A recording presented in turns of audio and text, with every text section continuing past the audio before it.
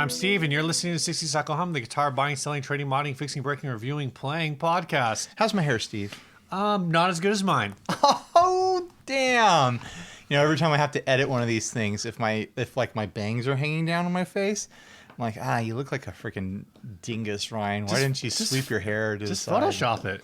In a video? Yeah, frame by frame. Frame by frame? Like the professionals. Yeah, 24 frames a second for an hour. You could probably, do you move your head enough? Like, maybe you could just... I could drop a hairpiece graphic over yeah. You make it look cool. You could just be like, this section here, and then like twist it, and then like it'll just like move with you. Just put the sponsor logo over my face the whole time. There we go. It really doesn't matter. I'm probably the only person who cares. That would probably improve the quality. That'd probably increase the number of viewers we have on YouTube. Do we have any hairstylists in our audience? Probably. Barbers? I would be surprised if we did not. Yeah, me too. Hey, barbers, let us know you're out there. And hairstylists as well. Why? What is the purpose of this? I don't know, just to see like what kind of people we have. Like, you're gonna hire one of them and fly them out to San Diego every time we maybe they're record? Local. There's a pawn shop. It's a pawn shop in Poway that has a bunch of guitars in it, and 2 shops down from it is a hair salon. Okay. And that hair salon has guitars hanging all over it. Interesting. And my wife has talked to the guy before and be like, "Hey, my husband does this thing. Maybe he should like come get his haircut here." And the guy was like, "Yeah, send him on over." Yeah. I thought maybe I should go get a haircut from this guy and talk to him about guitars the whole time. That'd be cool. Yeah. So now that I've put it out there, I have to actually do it. I don't know how good of audio you're going to pull when half of the video is just... Snip, snip, snip. Yeah, exactly. Well, maybe I'd do like a time lapse of me getting my haircut, and then we'd talk guitars afterwards. Oh, yeah, that'd be cool. Yeah. You have to find a slow day. A slow day for him to do it? Yeah. I'll talk to him about it. I have his card somewhere. I just need to call him up. It's been like a year and a half since my wife talked to him, so I should probably go over in person and probably went out of business, and it's probably your fault. Reintroduce myself. So what's new, Ryan? What's new? I've got that contest running for the Dr. Scientist Atmosphere. This is my personal one right here. The other the one for the contest is new in box over on the shelf next to Steve. Nib. But anyways, I've been running this contest on YouTube to win one.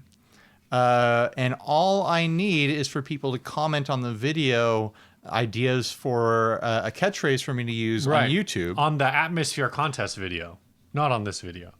No, not on this video. You have to go to the contest video to enter in your catchphrase. So I want people to come up with like crazy catchphrases for me to say, and I'm going to pick the one that I want to run with for however long I want to do it. Have you seen any good ones that are already in your top 10? I've seen a couple that I'm like, yeah, I could do that, but none of them are like blowing me away so far. I feel like you're looking more like the Apple commercial guy tonight than usual.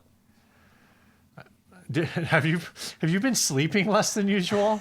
It doesn't feel like it. It was kind of a stressful day. Oh, okay. Maybe that's why. Was that a long catchphrase you were coming up with just now, Steve? Yeah, 60 Cycle Hum. Ryan looks more like the Apple guy than usual. Maybe he hasn't been sleeping very well, or he's stressed out. .com. .com. Adjust your levels a little bit. Great catchphrase. But yeah, come up with crazy stuff. You know I like wacky, weird stuff. Things that you think might be awkward for me to say. Stuff that's nonsensical.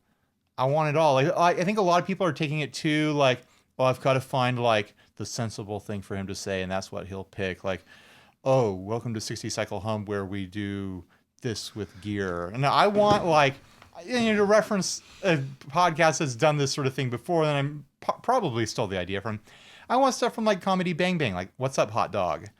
Like, you don't even want like that's what you mean by catchphrase. Because I was gonna say you already have one. It's you're watching 60 Cycle Hum, the guitar buying, selling, trading, modding, fixing, breaking, reviewing, playing guitar channel.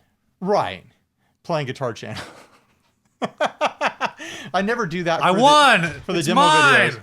It's mine. It's mine. It's all mine. It would be very upsetting to a lot of people if I gave you the contest prize. What's up with you, Steve? Anything new? Yeah, I got a question for you. For me? There was an Imagine Dragons thread in our Facebook Oh group my this gosh. week, and you said that I think I will. I'm not going to hedge this. You said that the Imagine Dragons song that you, basically that you enjoyed or respected or That I prefer. preferred was what is, in my opinion, their worst song, Sure. Thunder. Also known as the song that somebody said, hey, I really like baby gurgles. What would it be like if I just filled an entire song with timpani and baby gurgles? Well, here's my defense of that song, Steve. Okay. Imagine that song slightly tweaked to be slightly weirder, and then pretend that it was written by the Butthole Surfers instead. It's kind of got that like weird, freaky, almost like weenie vibe to it. I guess so I will say, like, And that's why I like it, is because it's different than their other stuff that is just like a cynical cash grab for top of the charts alternative drivel. right.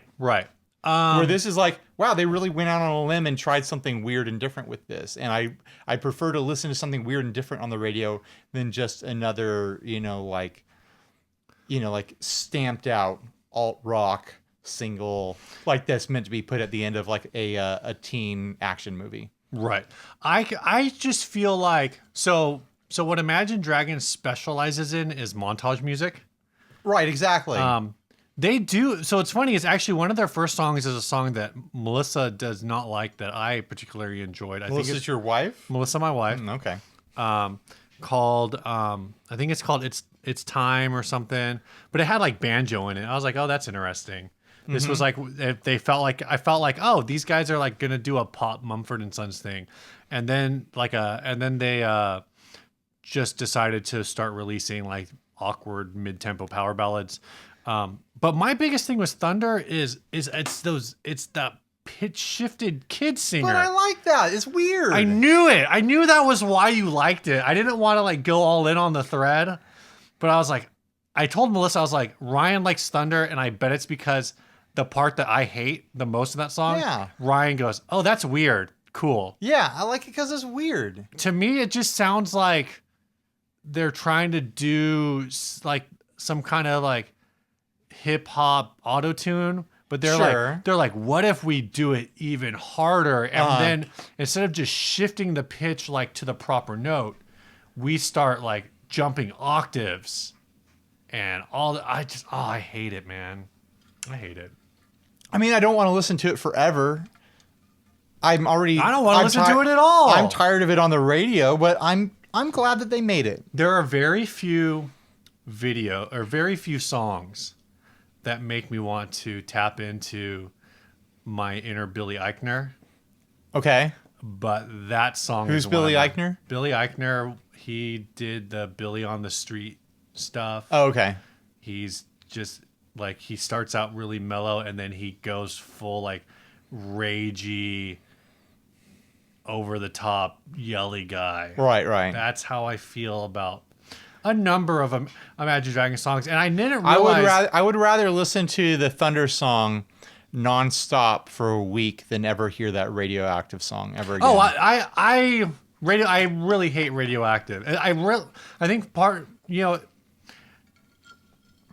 I think Can we stop talking about Imagine Dragons? I'll just end with this. I feel like Imagine Dragons is like living in an uncanny valley of alternative rock. Oh, it totally is. Where- so like, and that's like what makes you really can't place why it makes you uncomfortable and why it makes you upset. Because it's so inoffensive, and I Right. think in a sense like that's what makes them the new Nickelback. Is it's relatively inoffensive music, at least the hits. It's not technically bad. You just can't escape it. What's really offensive about a guy saying, look at this photograph, every time I do, it makes me laugh. Like, it's like, oh, that's a nice nostalgic callback. I love looking at funny photos. That's most of what I do on the internet. Except you think about it and you go, why are you singing about this? No, I refuse. I refuse to look at this photograph. Really, the problem is that these songs, because they are inoffensive and because they're so middle of the road, the radio execs and the people in charge of what gets put into movies and shows and commercials are just like, oh, this appeals to everyone. Just put it on everything. Yeah. It's on everything now, and you can't escape it. My favorite version of Nickelback's Photograph is the math edit. That is just, look at this graph. That's a pretty good one. The thing is, though, like, Imagine Dragons doesn't even give us anything fun like that to play off of. Like, they're so boring. There's not even memes to be had. There's probably something. We might be a bunch of we might be 4 or 5 years away from maximum meme potential. There's probably a bunch of Mormon jokes. Probably. I know there's Mormon jokes out there, Steve, but I'm not going to say them because I know people who are Mormons and I don't want to hurt their feelings. Imagine Dragons related. Oh, I'm sure. Yeah. It makes me sad that the Imagine Dragons and the Aquabats have had some positive interactions with each other, like featuring each other and things and stuff. I'm like, why does someone I love have to interact with someone that I despise?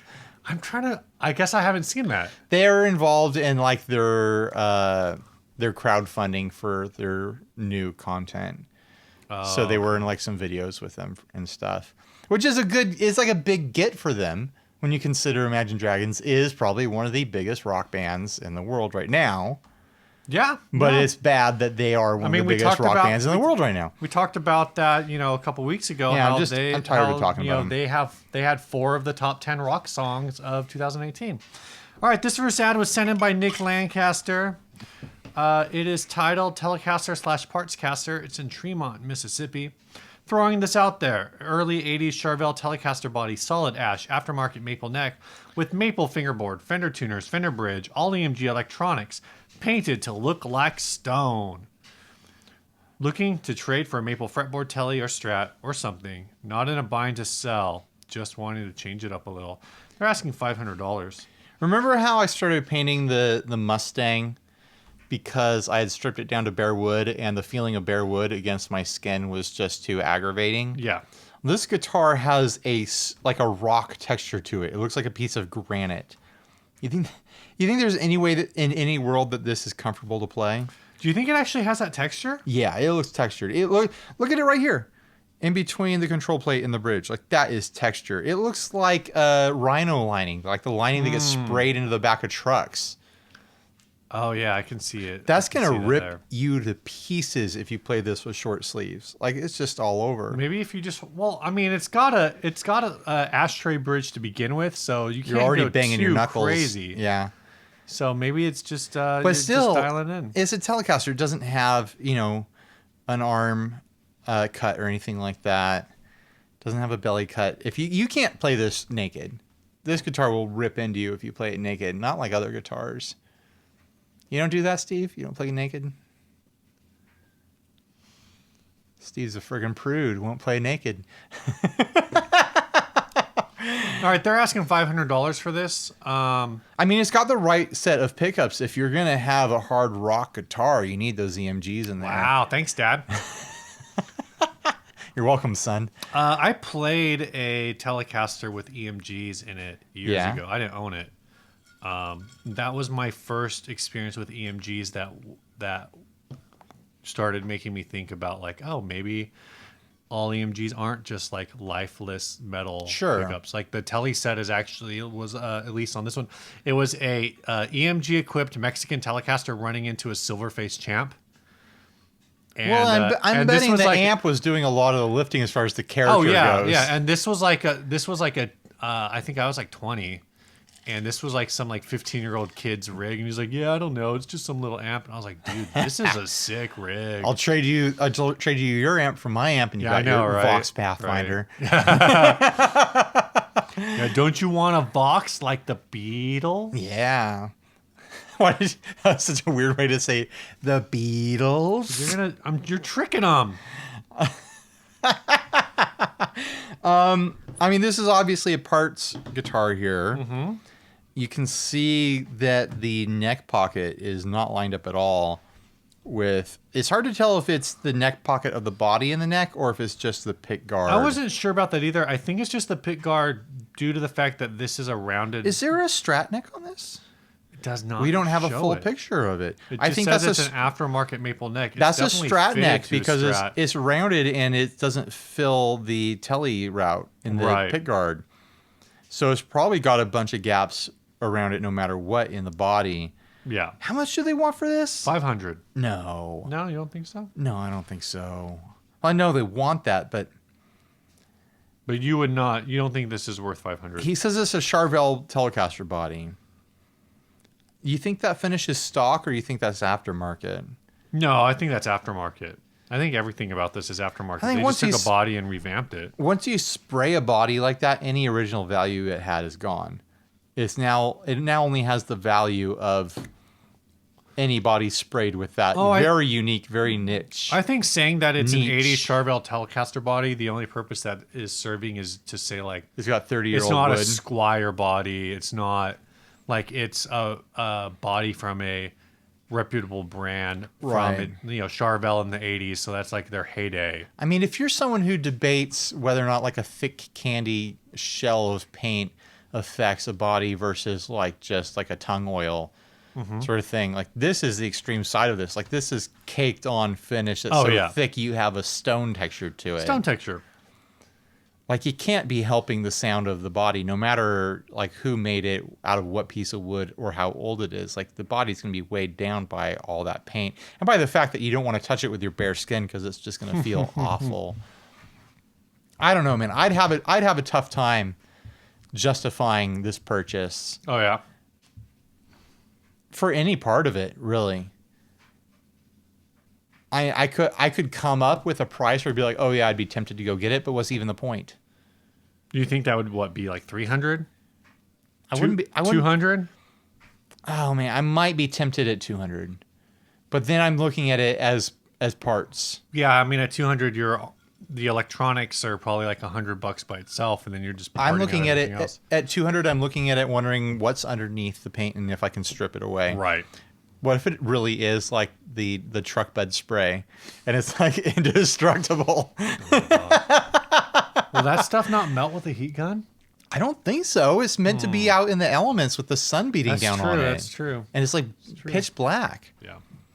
I wonder if that stuff is tough enough that you could coat a very delicate guitar body in it. Like we were talking. Oh, your guitar has a balsa block in it. Yeah. What if you could cut a balsa block body And and then coat in it Rhino liner? in rhino lighter? If that would protect it and make it strong enough to be playable.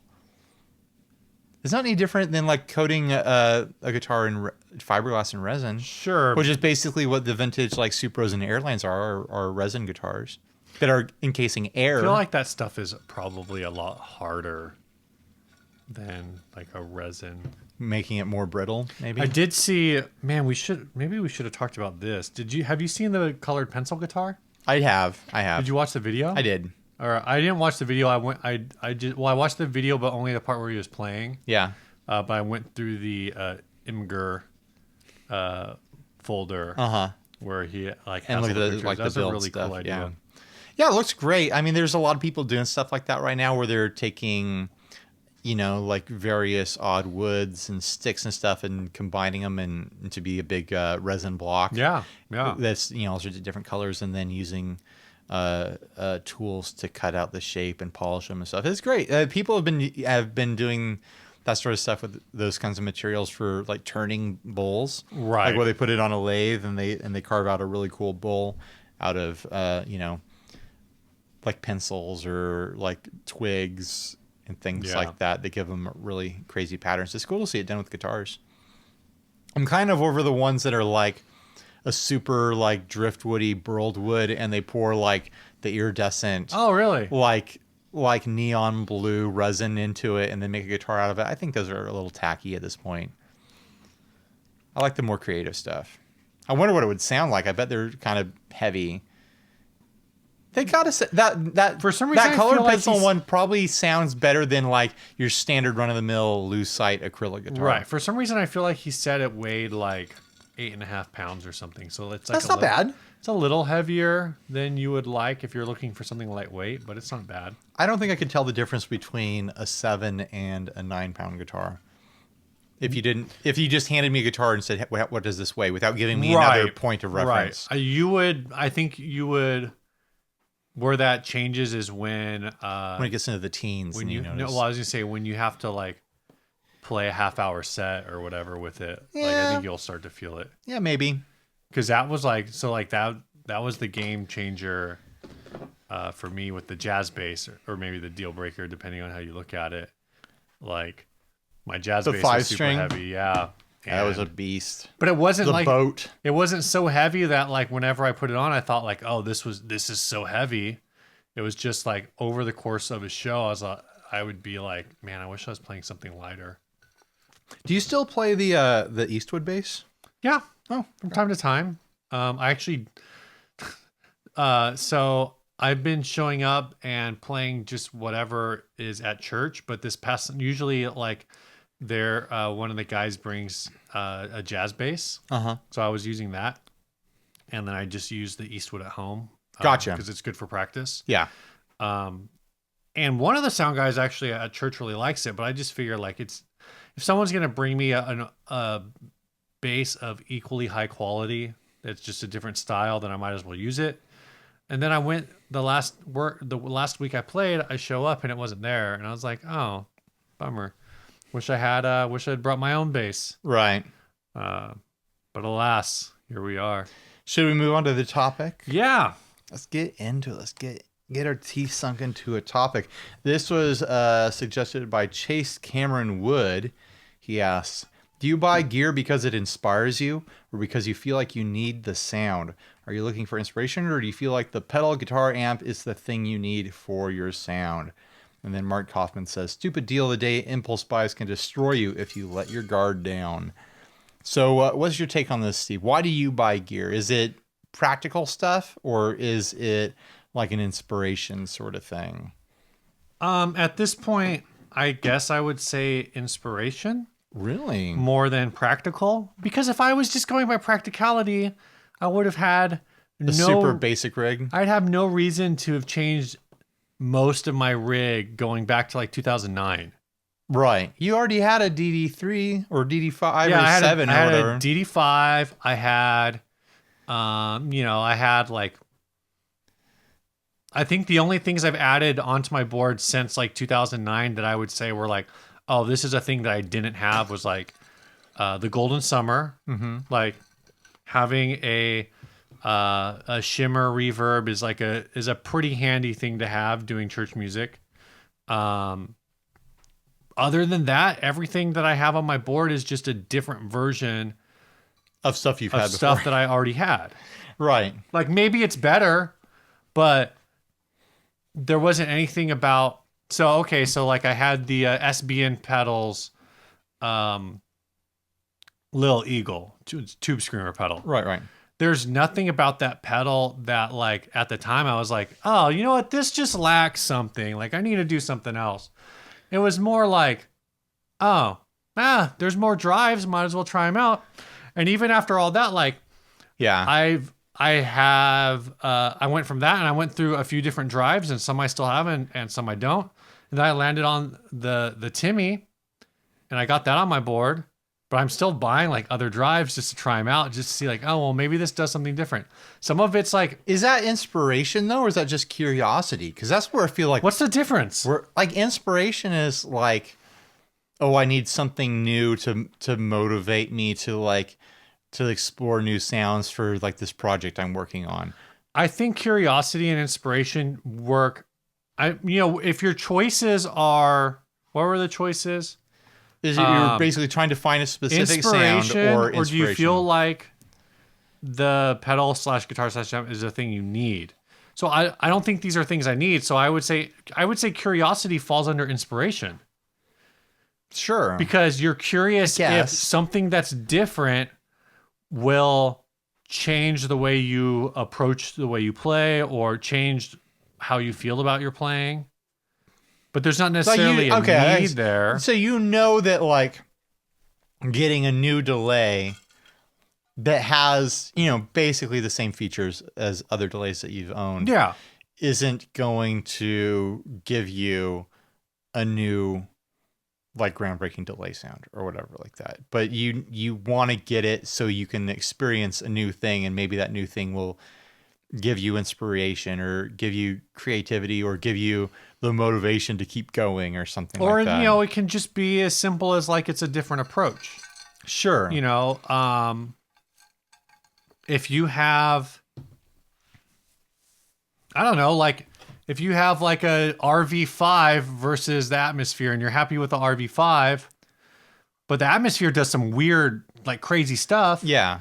You might not necessarily like, you might look and be like, oh, I don't really do the crazy stuff, but maybe this will, maybe having access to the crazy stuff will inspire me to do crazier stuff. You know it's there. Or vice versa. Like if you have an Atmosphere and you're like, you know what, like I can do some really crazy stuff with this, but maybe I would be like inspired to focus on my actual musicality more if I had a 4-knob reverb or whatever. Sure. It kind of cuts in both directions. I'd say that I mean, both answers are correct. I think there's no wrong reason to buy a piece of gear unless you're going to use it to murder someone. Like, don't buy a pedal to murder someone. Like, that's awkward. Smash them in the head with it or something like that. Is that a thing you can do? You could murder someone with a pedal. Absolutely. Some pedals are pretty heavy. Yeah. How heavy is that damp echo you have? It looks pretty heavy. Pretty heavy. You could murder someone with that damp echo. It's got a tube in there. You could break it and cut them with it. Like a beer bottle. Beer bottle across the neck. I've never have you ever You've never done that? Have you ever tried to like smash a beer bottle like no, but I imagine that if you don't get it the first hit, then it just makes you look really awkward. I have read that is very difficult to do. I bet it is. Like the whole idea of like, and most of the time when people do it, like, you know, in the movies they do it and it makes this like very clear, like, oh, that's definitely like dangerous. Right. Most of the time when people actually do it successfully, all they're left with. It's like a smooth break. Well, it's not that it's a smooth break. It's just all they're left with is the neck, like the entire body shatters. Right. And there's like nothing, like maybe, anyway. Movies, the worst. Visual media, who even uses that anymore? Yeah. It's all about text now. I don't know, man. It's all about TikTok now. How often do you buy gear because you think you need it? Well, it's like if I have very specific projects that I'm working on, it's like when I started Dinosaur Ghost, I had to go on a little journey, like getting different reverbs. Sure. And if it was just based on sound and nothing alone, that should have ended when I got the Fender unit. Right. Or even when I got the Surfy Bear. But I keep exploring like new pedals that come out because chiefly I'm curious. I own the real thing, but I want to see if a pedal can do it as well. Right. And in the back of my head, it's like, well, if a pedal does it well enough, then I can get rid of the Fender unit. But then I still want to keep the Fender unit. And it becomes this, you know, thing of like just being a completist. Right. And like having everything, you know, because I like that. I like that particular sound so much that I want to like experience everything that can make that sound. Right. And at that point, like you're not looking for, I guess that you're not looking for inspiration or, you know, a thing that you need for your sound. It's just that. Yeah. I have the things that can make that sound. It's just a matter of whether or not I want to use them when I play live, you know? Right. Right. It's what do I want to mess around with?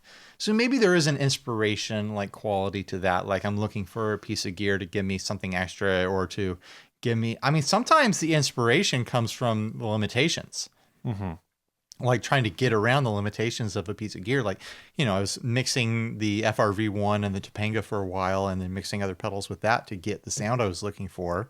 And that's kind of a creative, inspiring exercise to like be trying to overcome, you know, shortcomings in your gear by getting creative with it. I think, you know, there's people who get all iffy on the internet, like, oh, you guys are just buying this stuff to avoid practicing or to avoid like addressing the real issues with your playing or something like that. I feel like it's part of the journey, you know? Well, I think there's some of that. Part of the fun. And I think there is a level of some of it. Yeah, sure. Some of it's avoidance. That's fair. But I do think that there's a level of like on both sides, like if I'm buying gear and I'm not practicing, like I'm just using that gear and making interesting stuff and it makes me happy, then who cares? Like, I think people who, whether or not they would admit it, whether or not they would say this outright, I think when you say like, oh, you should spend less money on gear and more time practicing, to like random people, More Melbay, who less they've eBay. never heard actually play. Oh yeah. I think that's an inadequacy. I think that's a statement of, That's someone who's like, having their own issues. and maybe it's not, maybe inadequacy is the wrong word, but I think those people are fundamentally like viewing music as more of a competition. Whether or not they admit it or not, they're seeing like, you know, something as a goal. And so they found like a artist that they like, or a set of artists that They're like. judging someone by their own yardstick. You know, and saying, well, unless you're as good as this person, you know, unless, you know, the meme that always comes up, and we'll talk more about memes later, is the Hendrix, you know, y'all don't need more pedals, y'all need more practice. Right. Something he never said. Something he never said. And never would have said and will never say because he's dead. It's like, unless he's saying it in heaven it's like, or hell. one, like, the meme is, the person posting the meme assumes that you are trying to sound like Jimi Hendrix. Yeah. The meme is. We should really save this for the next topic. We really should. Should. The point being, like, all these memes, all these sayings, like, you're assuming that your own goals for music should be universally accepted as everybody's goals. Right. So some people just want to dick around with delay pedals in their bedroom and get high, and there's nothing wrong with that. You know, if you're pulling out like Les Paul tunes, you know, Les Paul, Mary Kay tunes from the 60s and saying like, he's not using any pedals here, yeah, he's only using, you know, multi-track recording tricks to layer every single thing he plays. Or you're also ignoring the fact that like after the Les Paul recording model came out in the 1970s, he never played anything else. Right. Like he just played those and like, oh, the Les Paul standard, not for me. And I'm mother flipping Les Paul. That's what he said. That's a direct quote. Mother flipping. You can take that to the bank. Mother flipping. He flipped it. I mean, we could argue about this forever and just try to chastise people that we think are wrong, bad behavior on the internet. But instead, let's move on to our sponsors. Yeah, we have a new sponsor this week. We do have a new sponsor. A highly anticipated new sponsor. You want to tell us all about them, Steve? You got your little. Am I going to do it? You got your little guide in front of you. You wrote the script. I want you to do it, Steve. All right. So this episode is brought to you by Diodario XL Strings with six different models. I thought it was Diodario. It is Diodario. I still am pronouncing it wrong, aren't I? Dang it! I've got a box right here. So the Diodario XL Strings, they have 6 different models: nickel wound, pro steels, half wounds, pure nickel, chromes, and EXP coated. The Diodario XL lineup gives you a variety of string choices, so you can find the perfect feel and tone for your playing style. Whether it's the bright tone of the pro steels or the jazzy mellow of the chromes, Diodario delivers industry standard quality up and down their string portfolio. Diodario. Did I say it wrong again? Yeah. Someday. So these strings are made in the United States, which I guess I knew that they're made in the United States. They're based in New York. New York. I don't know where their production facility is. I think it's in New York. You can head on over to Diodario.com. He said it. To find the XL string that's right for you. I use these XL 110s. Yeah. This is a 10-pack that I bought well before I ever knew that we'd ever be sponsored by Diodario, because I actually use these strings. Yeah, I have and a 10-pack was a no-brainer for me. I have that same box at home. I just threw a pack on the Les Paul of the EXL 110s, and I have those same strings on my Telecaster. I've only got 4 packs left in there, because guess what? I use them. I used 6 packs of these so far out of this box. And I don't know. I with this sponsorship, I've been thinking, like, do I want to explore other styles of strings from them, or just want to keep going with the ones I know and have used forever? Well, I know I do. You want to explore. I want to get the... Is it because you're curious, or you want inspiration, or is it just to get a sound, Steve? I want to pick up a set of the half rounds for bass. And I may pick up the half rounds for bass for my Yamaha and pick up the chromes for bass for the Eastwood. I have a set of chromes, some flat wounds for guitar. That I need to throw on something soon. I'm actually thinking about yanking all the frets off the Mahar and then putting flat wounds on that. You gonna put resin on it to like fill in the gaps, or just leave them? I just leave them. All right. Anyway, like I said, head on over to D'Addario.com. Check out their string portfolio. They have so many strings, Steve. Yeah. Well, the thing that I like on the XL site is if you have like an idea of how bright or mellow you want, there's like a little slider. I just slide it back and forth. Like, I don't know. Yeah. I'm weird. I think if there's anything we should have as a goal to accomplish during this time when we have them as a sponsor, is that we teach the world how to say their name correctly. D'Addario. Yeah. D'Addario. Thank you, D'Addario. Our next sponsor is Sinusoid. Pro Audio Couture. Makers of cables. And smiles. We're supposed to save that for the end. I'm sorry, Steve. We say it at the beginning. We say it at the end. This week we're talking about Tech Flex Tuesday. That's when they send an email out on like Monday. Usually, or it might be on Tuesday. Tuesday morning, and says, hey, this is what the cable of the week looks like. Or you can just head on over to sinusoid.com on a Tuesday and check out what their Tech Flex special of the week is. This is a predetermined cable and Tech Flex color combination that they're running a special deal on. I kind of like to think of them as limited run magic cards. You really should collect them all because you never know if that color combination will ever happen again. It could go up in value. You don't know when that bubble's going to burst. Right now on eBay, I bet there's some Sinusoid Tech Flex Tuesday. We're getting into speculation here. That might be going for well over the original market value. I'm saying we need to take these on Antiques Roadshow. And be like, in like 20 years. This is a good sinusoid cable. They never made this color combination ever again. Yeah. This is worth over $17,000. What? This was my grandma's cable. I had no idea.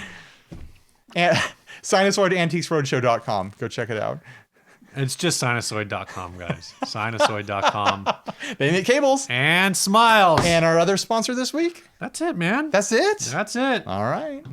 We probably should fix that, but, some other time. We'll fix it? We'll fix it later. Okay. We'll fix it in a month. We'll fix it after NAMM. I have no idea what you're alluding to. It's but okay. fine. I do. All right. Let's move on to this next ad. This next ad was sent in by Ryan Cermick. This thing is weird. Yeah. I like weird, though. It's a Greco Raleigh. Mm-hmm. Greco is a company that makes guitars. But what's a Raleigh, Steve? Raleigh is a guy. Yeah, he's a Japanese guitar player from a rock band in the 90s. Were founded in 1982. Oh, you know something. The guy's name is what? Raleigh Teranishi? Something like that. The name of his band was Scanch. Is that Sconch? I don't know. So anyway, this is a 1990s. This ad is for a 1990s Greco Raleigh 1000, and it always says dry pickup speaker. I don't know what dry pickup speaker means, but basically this is a guitar. The dry pickup reads 7.4K. That's just saying that there's no effect on the speaker or anything like that, or they just tested the speaker at its leads. Is that what it means? I'm assuming that's what it means. Well, no, dry pickup, like they're testing the pickup. Right. Speaker means there's a speaker in the body. It says built-in speaker. They're two completely different features. Yeah. Okay. You read them as if they were. I didn't read them. You read them. I didn't read them. I read the thing right here that says Greco Raleigh 1000 dry pickup speaker. Yeah. Okay. Steve didn't read it. I read the subject line. You just read that. Okay. All right. So anyways, this is a guitar that is in the shape of the name, the word Raleigh. Rolly. Mm-hmm. I have a slight problem with this guitar body design. What is it? The O's too small. The O is too small. Yeah, and the weight of the edge on the O is completely different from the rest of the text. I want that O to be at least 10% bigger. Other than that, I have no problem with this guitar design. You're talking about the shadow? You're talking about like the drop shadow? I'm talking about the outline of it. Yeah. And the drop shadow could be a little fatter too. But yeah, it's a really weird guitar in that it's spelling out his name. It's got that flying V headstock. It's got the flying V headstock. Greco made some great guitars. They were Yeah. kind of like a lawsuit era. This thing like probably Gibson rips. plays fantastic. I want to see a picture of somebody actually sitting with this or standing with it. I couldn't find anything. The guitar really ends. It begins at the first L, and then you've got the L and the Y. Yeah. You could cut off the R and the O. You would lose the speaker functionality, but you would have an LLY guitar, which would be perplexing. It would just be Lily. Lily. Yeah. Lily. If your name was Ollie, you could just cut off the R, and then you could be Ollie. Oh yeah. But the you want to keep that R and the O though, because the speaker is housed in the hole of the R. I used to know what the hole in the R was called. There's a typography term for that.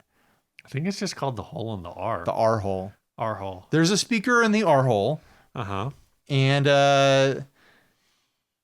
it's got a single knob and a switch, and I don't know. that switch is LED probably the switch is probably just speaker on, speaker off. The thing that cracks me up is you look at the back photo of it and just how huge the back plate is on this thing. Yeah. It's like more than half the guitar. Well, that's there's a speaker in there. There's whatever amplifier circuit is driving that speaker. So it's probably a simple matchbook. What do they call it? Cigarette. Yeah. A little smoky. Some little smoky. Yeah, that style of amp.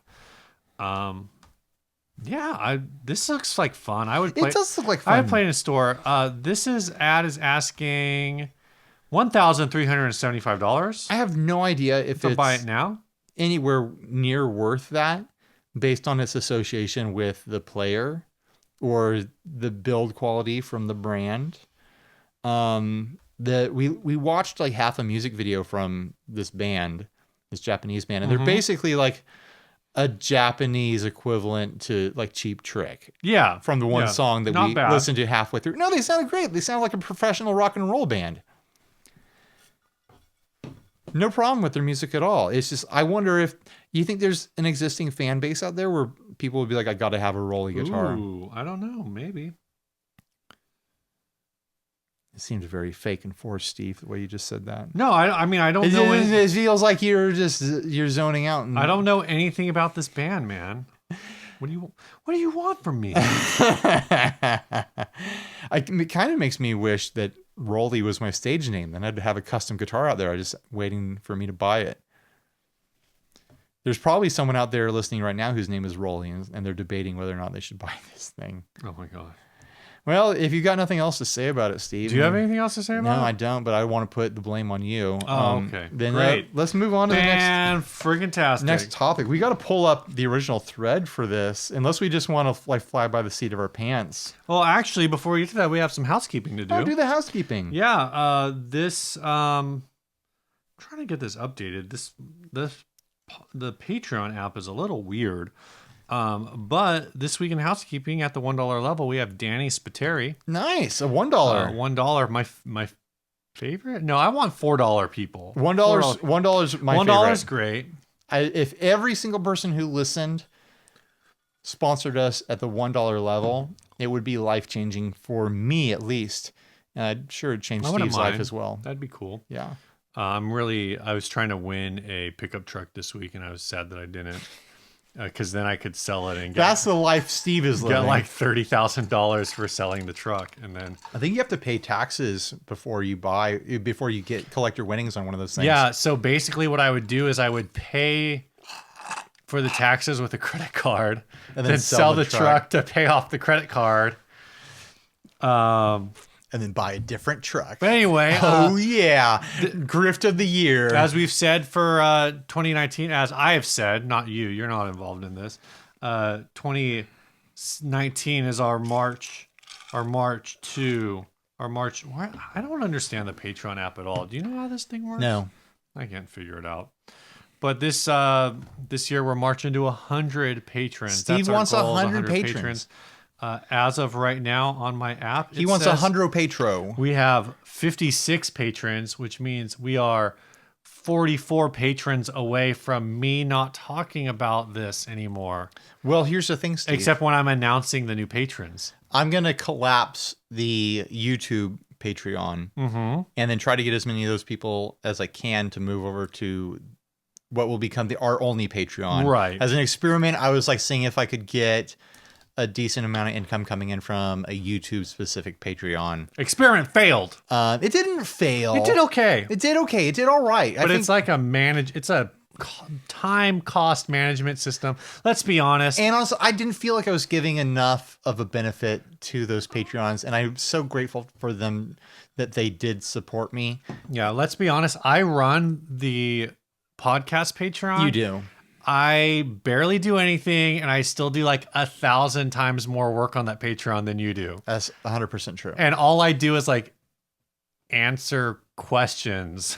And then you write down people's names. So Write down people's names so we can say them on the podcast. Say them on the show. But you also handle like shipping stuff out when we do have so merch. Gross. Oh yeah, speaking of merch, you need to get a hold of what's her face so we can get that stamp so I can start doing merch. Oh again. yeah, the stamp. I forgot to remind you. Anyway, yeah. Anyway, so yeah, patreon.com/CCCycleHumcast. This is off the rails. Let's move on. I don't want to talk about this anymore. Yeah, seriously. Let's get into this topic. Yeah. Basically, the premise is I'm freaking sick of these tired ass old memes. It's 2019. It's time for hashtag 20 new memes. 20 new memes. So I you want to see 20 new memes? The number 20. If we could get 20 more new memes in 2019, it'd be fantastic. But really, I'm just saying no memes in guitar groups unless they're brand new. I'm tired of freaking Jimi Hendrix saying you need more practice, less pedals. I'm tired. You don't need more practice. Y'all need more pedals. I'm tired of the meme that I already lampooned like earlier in the week or last week, where it was like, oh, it will charge you $5.99 to give you a receipt that says what you told your wife, what you paid for this gear. Like, I'm sick to death of that. So I did a post. You know what? I will say at least that one I did not realize, but that one is at least guitar specific because somebody posted that $5 receipt meme from a reptile expo. Right. Well, it gets used for all sorts of different stuff. What do you think? But I did a post on the group. Let's see if I can I'm looking at it right now. Which overshared guitar memes should be retired in 2019? Hashtag 20 new memes. And it got 133 comments. So I was thinking we could go through there and just see which memes people suggested and just talk about how awful they are. One of them is the Ed Sheeran signature Telecaster. Yeah. It's a three fret Telecaster. So it's like this long. Right. It's like a mandolin. Like, derp, derp, derp. Let's make fun of Ed Sheeran as someone I don't listen to, so I don't care. Which one? So this one I don't think got posted. But the one that I get burned out on, and I went a little Super Rich Steve on recently, was the one where it's like, if you need we don't need background checks for guns. We need background checks for guitars.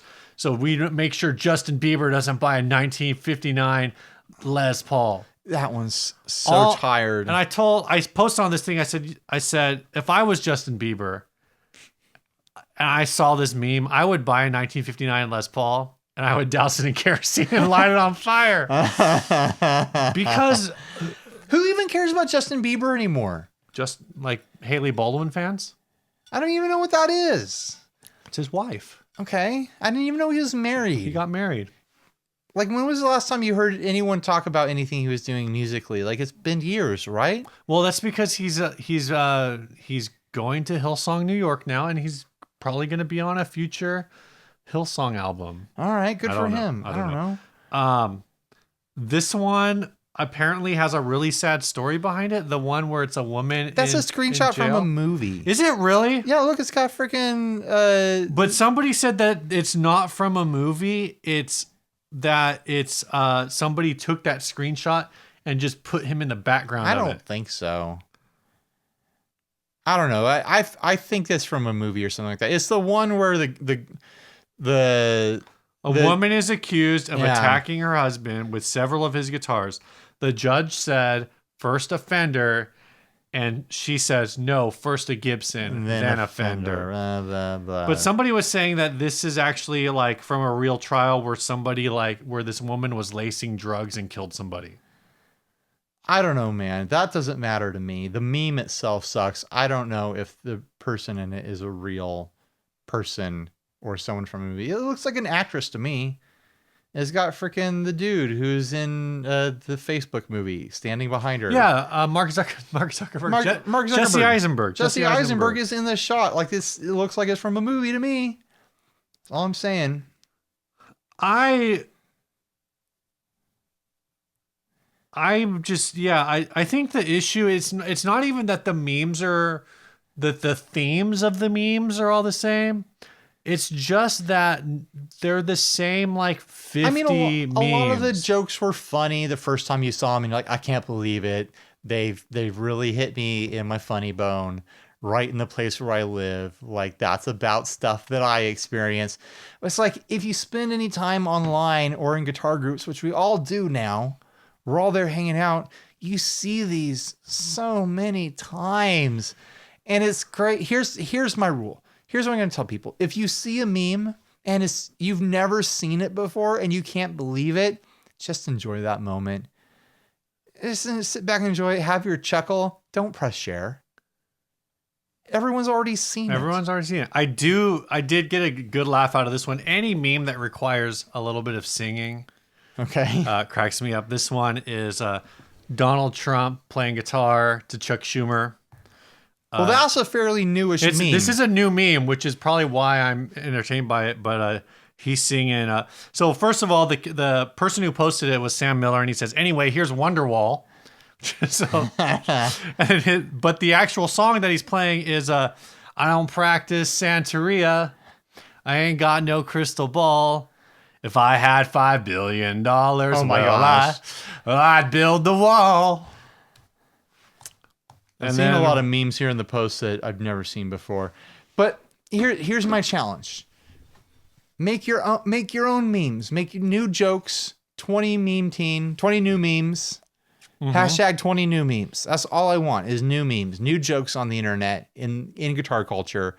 You guys are creative. We're supposed to be musicians. We're supposed to be artists. Stop regurgitating and just resharing everything. Make your own stuff. Just take your own pictures and cut them up. You won't know how to put them back together. It's like making your own puzzles. All you have to do to make a meme is find a picture and you go, oh, that's an interesting picture maybe, but wouldn't it be funny if? And then you just take some text and you put it on there. Yeah. Boom, meme. You memed it.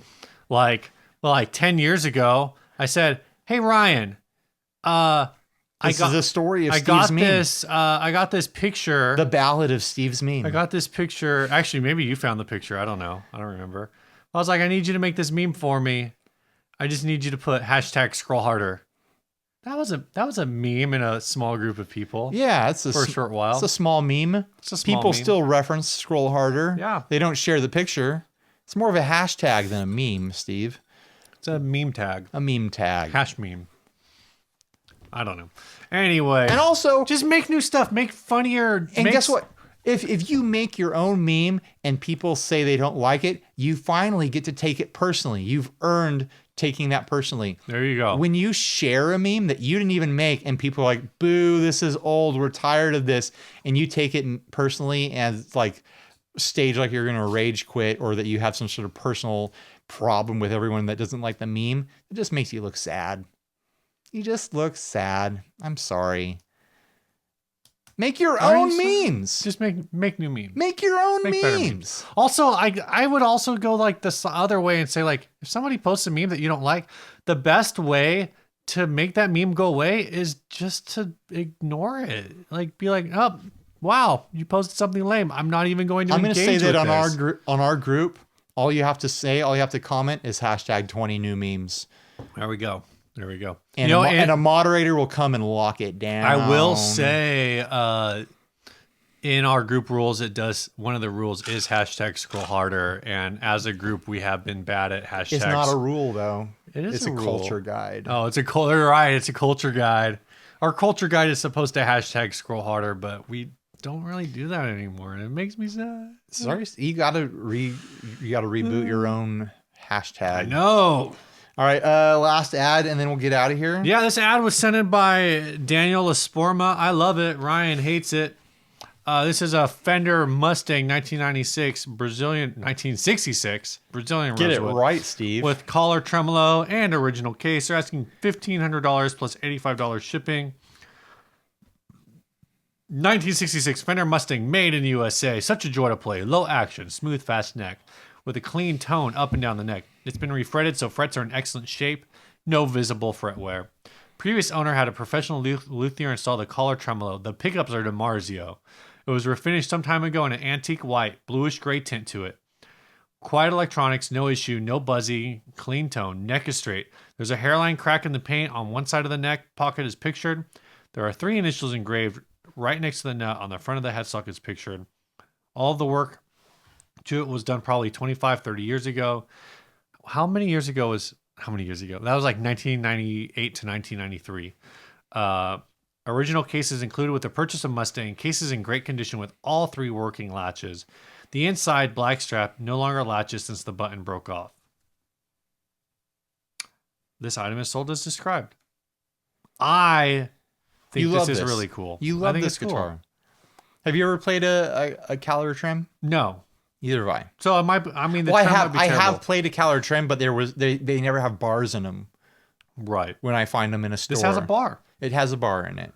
So I don't know what it actually feels like when you're playing. Like I can't say like I love this, like, oh, I've played this or I've played something similar and it's fantastic. But like I don't. You like the concept. You know, I like the concept of it. I would say like if this had like a brand new Floyd Rose in it or something, I'd be like, oh, why'd you do that? But because this was they must have filled in a bunch of wood to make this work. Yeah. Because the Mustang has that big old route behind the bridge. Well, it's not really routed. It's like too long. But That's a route. That's a route. Yeah. They must have filled that. Oh. Yes. I'm looking at pictures. I'm wondering if this could have been... Because they refinished it. Oh, they did say it was refinished. So they probably did fill, like, just drop wood filler in there. Yeah. Well, if it was done professionally, then someone would have cut pieces of wood and then some glue and some filler and then, puttied it up.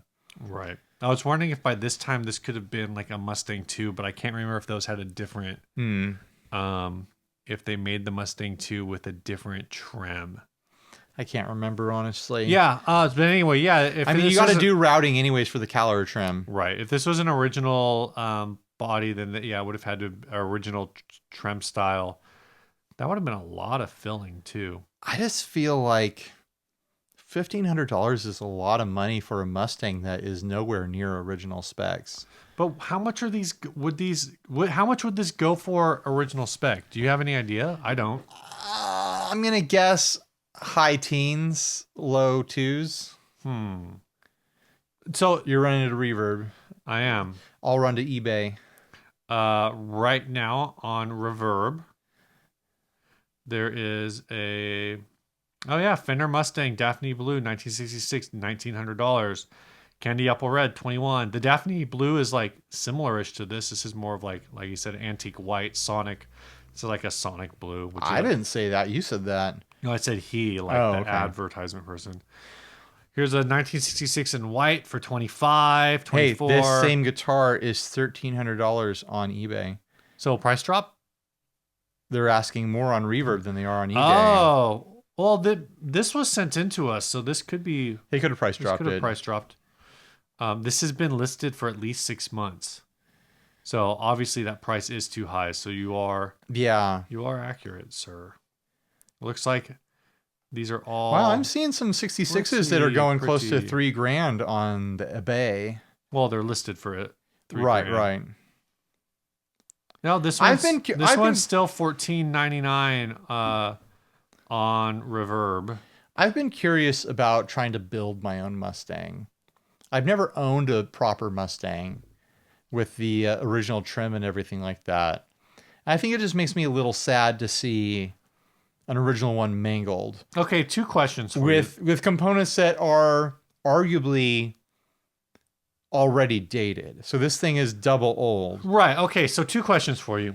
What price Does that make it double vintage because it's got a vintage trim on a even more vintage That's guitar? the dumbest thing you've said this episode. And I've said a lot of dumb things. Two questions. Okay. What's the first one? Is No, wait. Start with the second one. all right. Second question is, how much would you pay for this? Okay. I feel like it would start to get interesting just south of $1,000 in the 900s. Okay. It would start to set off tingles in my head, like, ooh, you got to research this. Okay. I think you just answered my first question then. Okay. Which is, what price do you think this should be listed at? Okay. Yeah, I did answer both questions. But I'm saying, so if this was listed at like say 900, you would be interested in it. But how much would you actually be willing to pay? Would you be willing to pay 900? I don't know. Like say, like this is okay. Like this is assuming like none of this exists. You're just like, I really love. Steve motioned to all the guitars that are on the wall behind us. Like none of this exists. I don't have this exists. I don't have any of this. You have like one guitar, maybe. This isn't a first Mustang purchase for me. Like I can't buy this as my first like proper Mustang, especially as like a vintage option. Like if I was looking at this for $1,000, instead of buying this, I'd be like, what proper Mustang can I buy for $1,000? Something new from Fender? See, I think. Or I can buy I can buy an MIJ from the 90s for under $1,000. You know, I think I would go that direction. And that's just me in the personal spot I'm in right now versus I think that a speculative buyer who's interested in this so guitar. That would be the other question I would go is you say this is you in the position you're in right now. Assuming the same budget, the person that is you in the position that's me. I'm the person that's me. But in the person that is you in the position that you were in 2005, how much, like, is that person? Why are we going back to 2005? Is that person interested in this guitar as a first Mustang? Why are we going back to 2005? I don't know. It just seems like an appropriately far enough point away in time. You're talking about pre-60 cycle hum Ryan. Sure. But I'm thinking less in terms of pre-60 cycle hum Ryan and more in terms of just being in a different musical space. Sure. Are you asking if your favorite band Ryan would be interested in this guitar? Sure. That's a fair question because I used the Duosonic in that band. That's possible. I think your favorite band Ryan could have been into this guitar.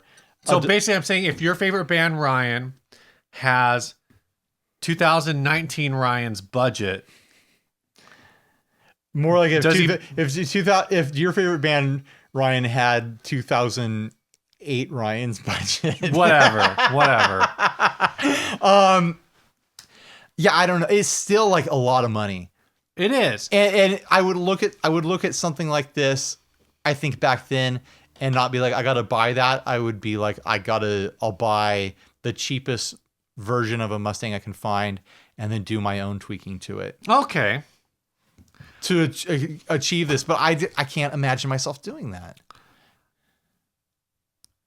I don't know. You know what? The whole thing, I'm just not into the concept that much. You know who mangled this? Who? You think about the time period. So he says that this was probably modified 25, 30 years ago. The person who did this to this guitar was a Nirvana fan. A double locking trim? You think so? Maybe not a Nirvana fan, but like some kind of like, this is a grunge guitar. This guitar screams Seattle scene to me. Sure. This guitar screams like, well, what it is maybe if it's not Nirvana, it's Sonic Youth. What it is it's someone who wants to look like Nirvana, but then play like Alice in Chains. Sure. But it's that. And to go along with that, they're asking $1,500 for this guitar now. This guitar wouldn't have been $1,500 in 2005. This guitar would have been like $700. in this condition. In 2005? I think in 2005, You're because that probably was right. before the offsets went crazy. No, the offsets had gone crazy a decade before that. But not then as crazy as they are now. Offsets went crazy, but then they because I got my Jag Sting in 2001 for $250. That guitar now is worth like $700. But that's because it was like kind of newer and kind of like, Yeah, but I don't think the vintage offset thing had really gone crazy yet. You could still find USA. It was crazy compared to where it was a decade before. It used to be like you could pick these guitars up for nothing. Right, sure. And I'm saying like if you had a 19, I guess what I'm saying Which is like, is why like stuff like this happened. Like why so many bad things happened to Mustangs is Right. because you could pick them up dirt cheap. they were still And people would just go crazy with mods and like try to cut the bodies up to make them more psychedelic and like drop crazy bridges and pickups into them and stuff. Right.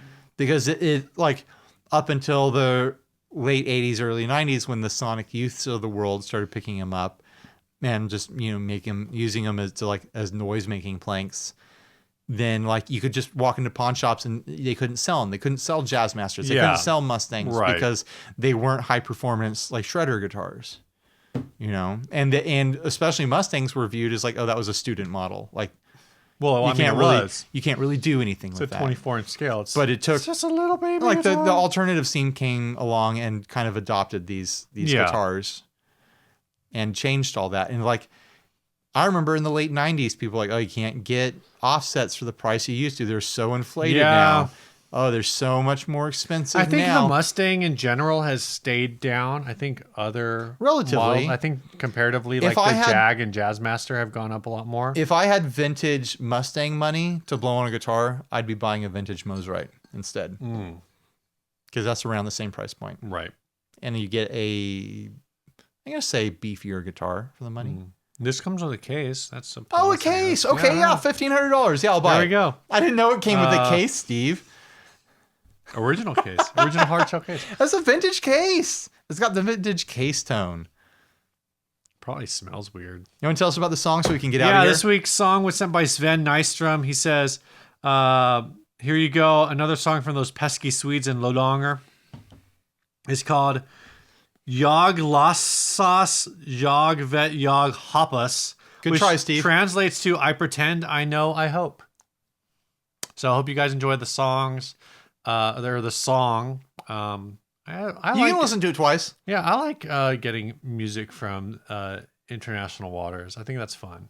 Are they in the water? No, they're not. They're just an international that is sent to us from international sources. I think international waters is referring to something completely different, Steve. Yeah, international waters is when you're in a boat in a boat in no one can claim undisputed those waters. lands, undisputed waters. You're all over the map, Sometimes Steve. some disputed. You're waters. all over the map. Get it? Get it? Yeah, I've got Geography. that. Yeah. Yeah. Song in my head now. Yeah. Thanks for nothing. Yeah. All right. Bye, everybody. Goodbye.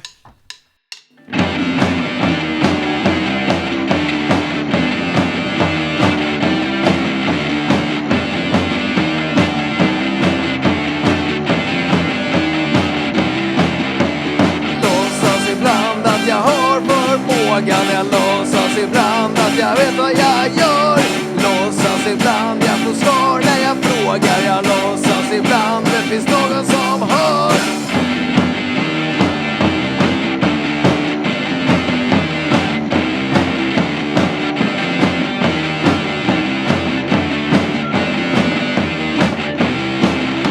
Jag vet mycket väl vilka jag har bredvid. Jag vet mycket väl vad vi står inför.